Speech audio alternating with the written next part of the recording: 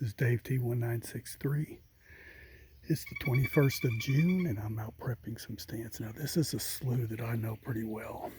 Gets a lot of pressure. The bucks are bedding down here on these points that feed off into a big reservoir. There's no trees hardly down here except for these willows.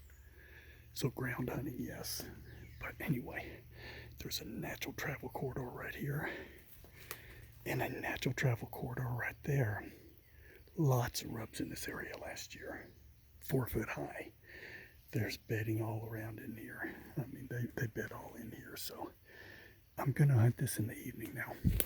One of the things that keeps getting talked about is how high do you gotta get. I, for one, don't believe you can beat a deer's nose. I don't care what your scent regime is. You're not gonna beat a deer's nose. If he gets a whiff of you, it's over.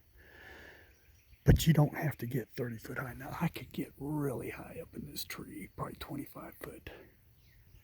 But I've got 2 sticks. There's a strap on of 4 steps. My platform will go on the back side. I've got all that back cover. Primarily, I've opened up a shooting lane right here. Right here. I can shoot all this out here. But what I just did is I put in a mock scrape, or a licking branch at this point, right there. I'm not going to get any closer to it. It's hanging right there. Deer funnel through this area right here. And I've cleared.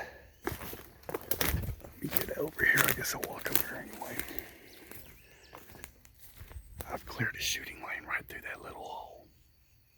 I'm only 14, 15, maybe 16 foot high.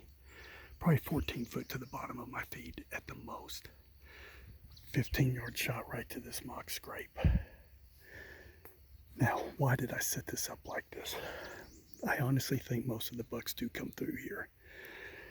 I'm going to hunt this mainly in the evenings with a southeast wind coming back this way. With that kind of wind, I think these bucks will stick tight to this cover with the wind coming over their back in the evening. They'll walk right out here and I've got a perfect setup shot for them. Perfectly downwind. However, in the evening time around large reservoirs, those thermals are going to kick in and go back that way. So I've got to hit him before he gets there. Or I'm trying to divert him over here. I'm thinking he's going to come up through this thick stuff right here. Then come into the scrape. It'll be to where he can visually see this scrape. I think he'll work in here. I'll be right there. If the winds are blowing back this way, I got a shot at him at the scrape before he gets my wind. Or if the thermals kick in, he'll be actually perfect for me. He won't have any idea I'm sitting up in that tree. The deer that walk this edge here, that's going to be tricky. I'm going to have to hit them over here before they get downwind of me. If they come in from this way, which they can, but it's kind of unlikely that they will. With a southeast wind, they'll bust me right over in here. So if they come over through here and come to the scrape, I've got them. But if they walk across here, they're going to bust me going that way. So, you know, it's just one of those places you got to play the odds. There's so many rubs. There's a rub here. Rubs all in here. I didn't just throw, there's a rub right there. I didn't just throw this mock scrape in some place that I don't think bucks want to travel through. They're either traveling here or they're coming right through this little funnel right through here. So what I'm going to do now is I'm actually going to set up a camera further back in here and watch this trail. And I'm going to set a camera over here watching that trail. I'm going to get some intel from June till September. I will come in here one time, make sure everything looks good, and I'll pull these camera cards and see what I got. So that's just some of my strategy on how I do this. Like I said, if you're hunting near large bodies of water, you have to think about the thermals. In my experience, these larger bucks will not start moving far from their beds until that thermal shift. And that usually happens right about 15-20 minutes before sundown with all this cover.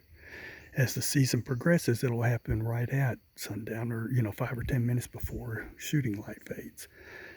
But with this much canopy and stuff, it's going to start cooling off here.